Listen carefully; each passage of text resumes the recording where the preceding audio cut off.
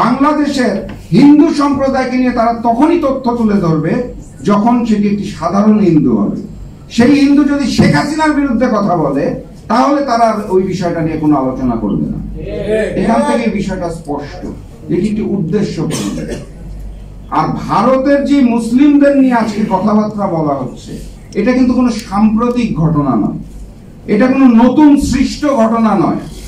ভারত হচ্ছে সেই জাতি যারা তাদের ক্ষমতা বলে তাদের অঞ্চলের মধ্যে কোনো মসজিদ দেখলেই মনে করে এটার ভিতর বোধহয় কোনো মন্দির আছে, এটার নিচে বোধহয় কোনো মন্দির আছে, সেই মসজিদটাকে ভেঙে ফেলতে হবে। এটা তাদের পুরানো কালচার। তারা দিল্লি সরকার সর্বদা যেটা মনে করে সেটা হচ্ছে মুসলমানদের নিধন করতে হবে, এটা হচ্ছে মূল উদ্দেশ্য। আমার পাশে ভাই যিনি প্রবন্ধ পড়লেন অত্যন্ত চমৎকার ভাবে, উনি আগামী নির্বাচনের প্রসঙ্গটা তুলে ধরেছেন দিল্লিতে, বাংলাদেশের না। এবং দিল্লি সরকার চায় মুসলমান নিধনের মাধ্যমে তাদের বিরুদ্ধে যে সকল ভোট যাবে সেই ভোটের সংখ্যা কমাতে। অবশ্যই সত্য, আমি দ্বিমত করছি না, কিন্তু তারও আগে আমি যেটা মনে করি যে দুনিয়ার মধ্যে দুটো জাত আছে, একটা হচ্ছে ইহুদিদের জায়নবাদ, আরেকটা হচ্ছে নরেন্দ্র মোদীর হিন্দুত্ববাদ। এই দুইটা বাদের মূল উদ্দেশ্য হচ্ছে দুনিয়া থেকে মুসলমানদের বাদ দিয়ে দেওয়া, মুসলমানদের নিধন করে দেওয়া। এইটা হচ্ছে এই দুই বাদের উদ্দেশ্য। এবং আপনি খেয়াল করে দেখবেন তাদের দুইজনের ক্যারেক্টারের মধ্যে অসংখ্য মিল আছে। কোন পন্থায়, কোন ছলনায়, ছলে বলে কৌশলে দুনিয়া থেকে মুসলমানদের নিধন করার যে উদ্দেশ্য এবং লক্ষ্য, সেটাই হচ্ছে ইহুদিদের জায়নবাদ এবং নরেন্দ্র মোদীর হিন্দুত্ববাদ।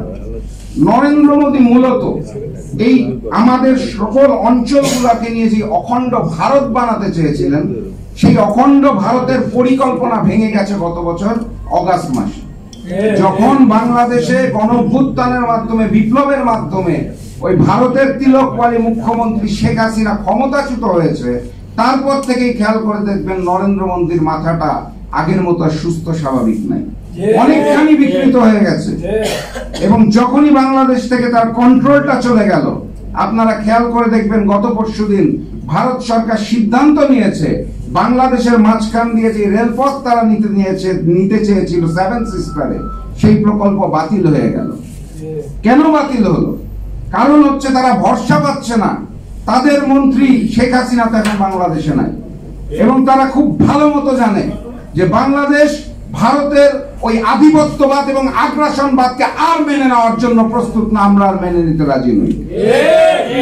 এখন তারা মুসলমান নিধনে নতুন আইন এনেছে, ওয়াকফ আইন।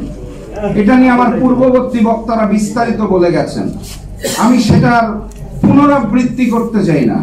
আমি শুধু সংক্ষেপে বলতে চাই, তারা এমন একটি আইনের বিল সংশোধন করে আনলেন যার মাধ্যমে মুসলমানদের দানকৃত মসজিদ, মাদ্রাসা, এতিমখানা, এমনকি কবরস্থান যদি তাদের দেশের সরকার চায় তাহলে যে কোনো ভাবে একটি কাগজে কলমে একটি স্বাক্ষর দিয়ে সেটাকে দখল করে নিতে পারবে। এখন তাদের আর খুঁজতে হবে না যে কোন মন্দিরের নিচে মসজিদ আছে আর কোন মসজিদের নিচে কোন মন্দির আছে, এই বিতর্কের কোনো প্রয়োজন তাদের এখন আর নাই।